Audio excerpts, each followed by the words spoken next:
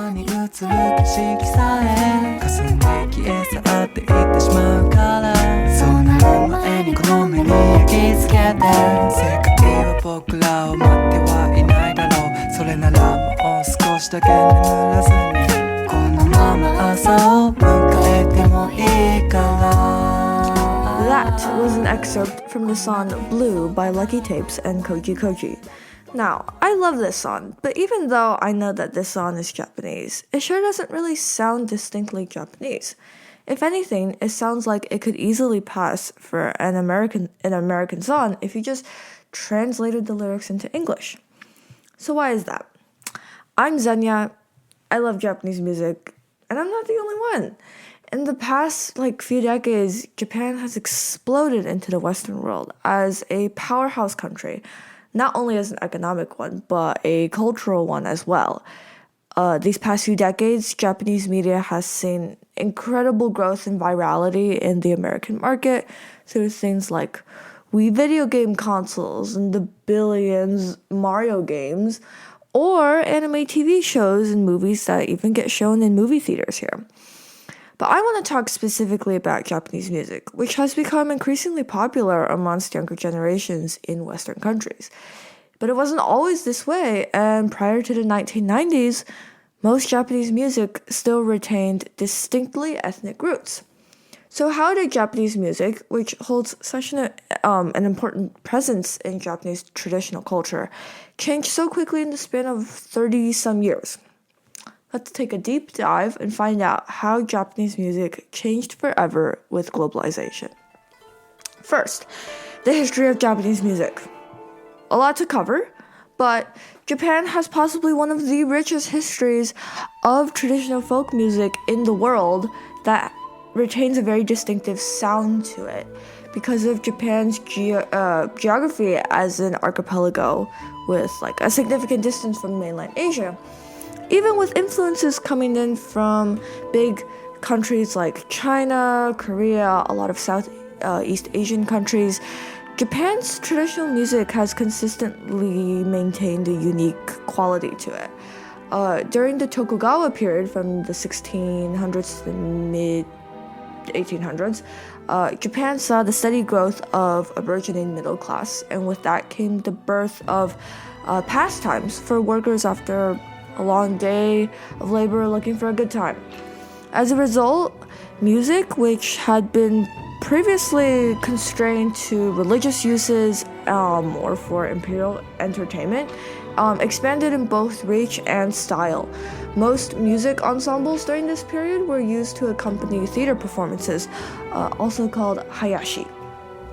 Instruments that were commonly used included bamboo flutes, other types of woodwinds, taiko barrel drums, and gongs called the kane.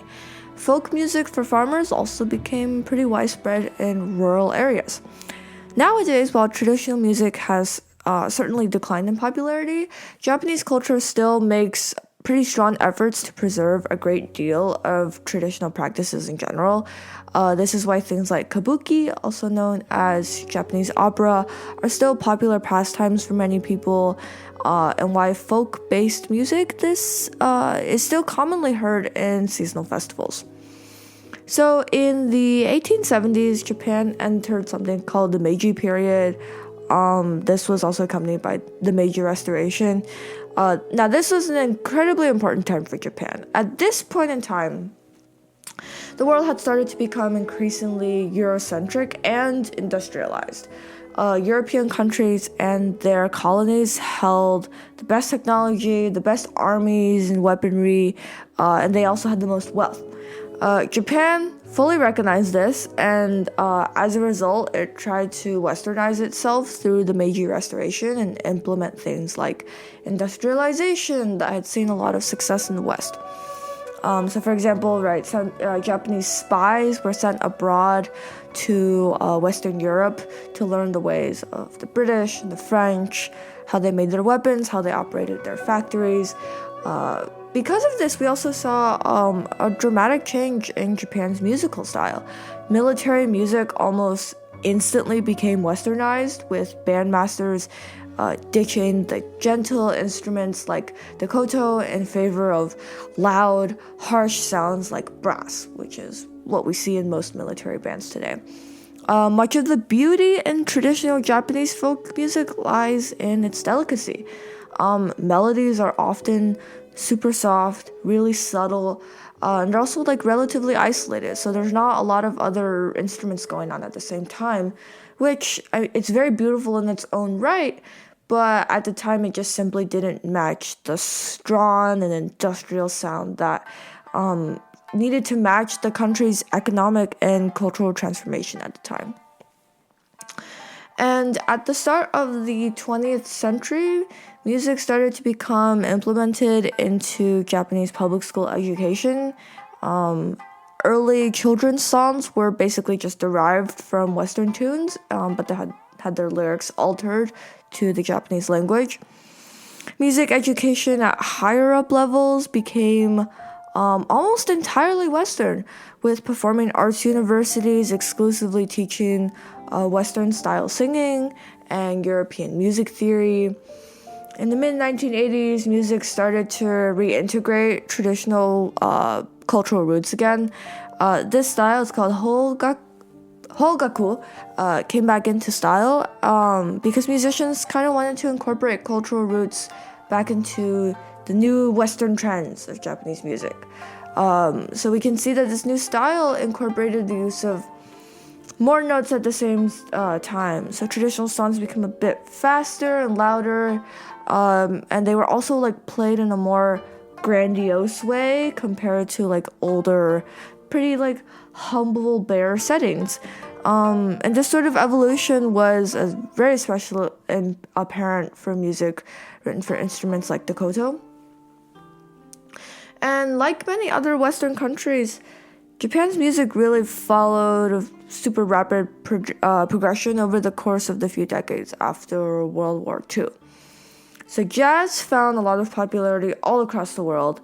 In Japan, it first started around in the 1930s, actually.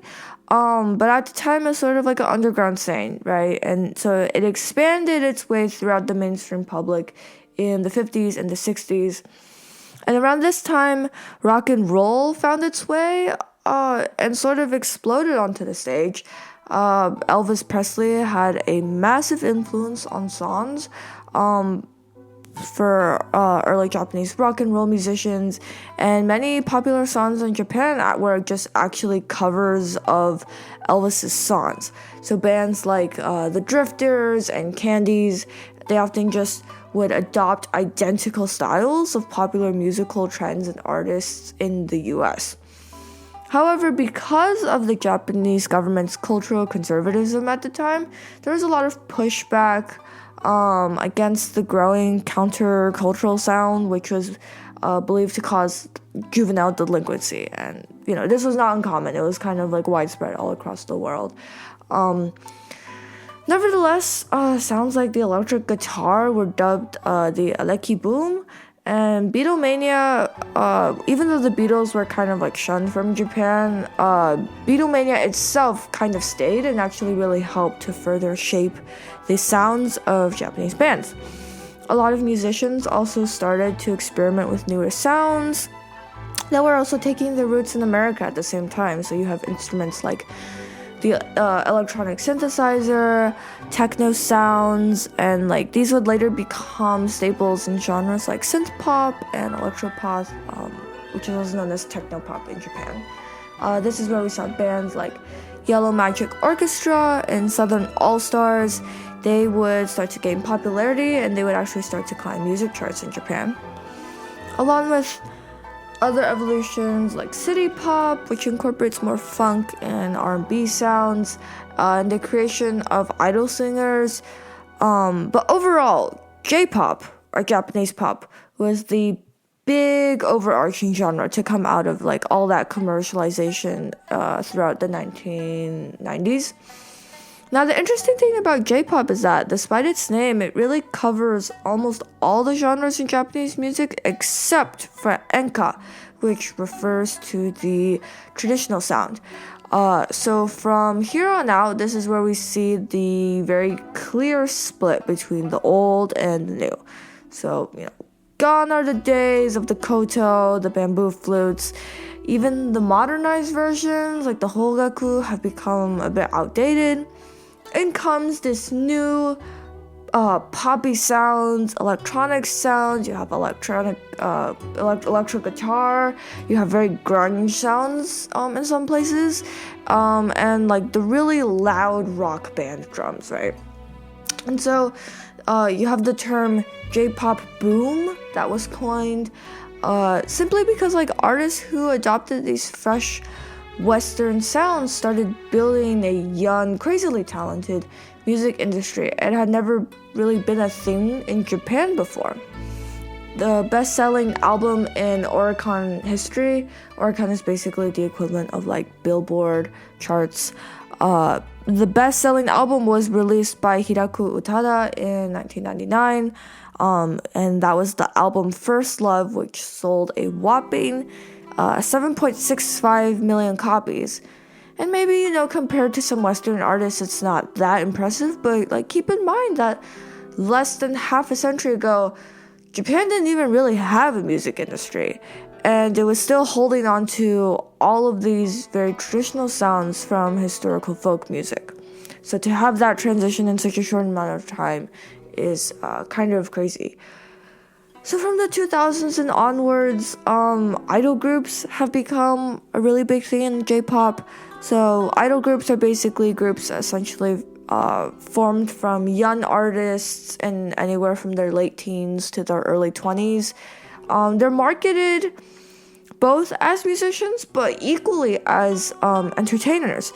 They're made to be sort of revered by younger fans. You could kind of see them as personas that are meant to be likable and idolized, hence the name, by adolescent audiences, especially teen girls. Idol groups like AKB48 and Arashi have reached international recognition, and they have fan bases all across the world, even if most of their reach is still centralized in Asia. However, since the 2010s, we've seen Japanese culture become increasingly more prevalent and mainstream amongst millennials and Gen Z. This includes not just music, but also video games, anime, food, social media, countless other things. Similar to Korean pop music, a large portion of Japanese music contains bits and pieces of English lyrics scattered throughout songs to help appeal to that Western portion of their audience. However, even as globalization has, sort of launched Japanese music into this spotlight that's meant to appease to Western markets, there's still sort of this secondary retroactive response that is occurring at the same time. It's not necessarily reverting back to traditional styles. It's not a pushback against westernization of Japanese music, but more so a selective globalization that's tailored and meant to fit the settings of local languages and performances. So Ian Condrey, who is an anthropologist at MIT, gave a really good insight as to how hip-hop, which is this very American genre of music that started in the streets of black neighborhoods, took its place in Japan and how it fits into popular culture there today. So Japanese hip-hop started to form around the 1980s, and with it also came this transportation of culture between America and Japan. So rappers and DJ in Tokyo, they often dressed very similarly to early American rap artists. So you think of like the baggy pants, the chain necklaces, baseball caps, those bright chunky Nike sneakers. However, Condrey warns against this automatic assumption that hip-hop culture in Japan was started out as a duplication of African American rap culture. In Japan, rap culture actually found its start specifically in nightclubs in major Japanese cities.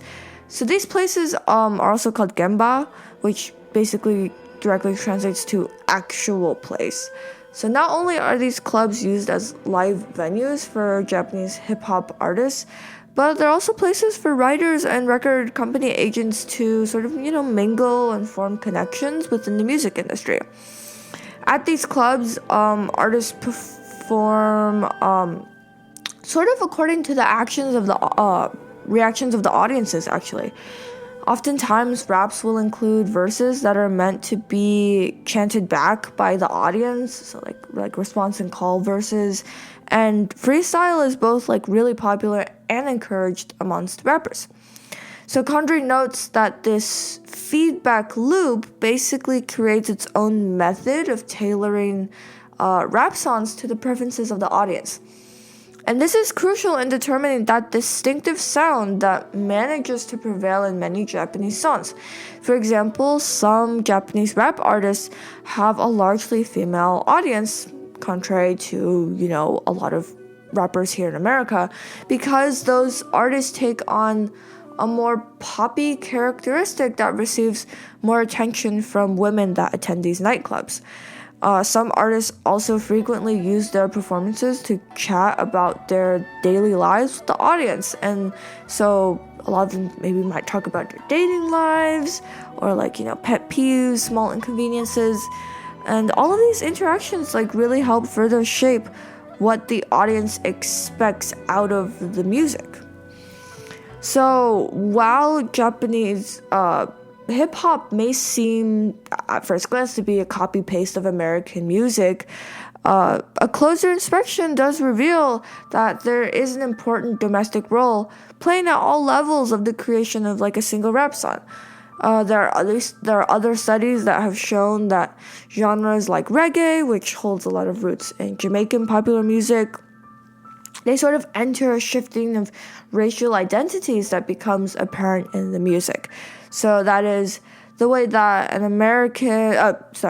Jamaican artist might view the manifestation of a black racial identity in their music is different from the way a Japanese artist might interact with blackness when adopting that style into their own music, because of the way different ways race is perceived in these countries.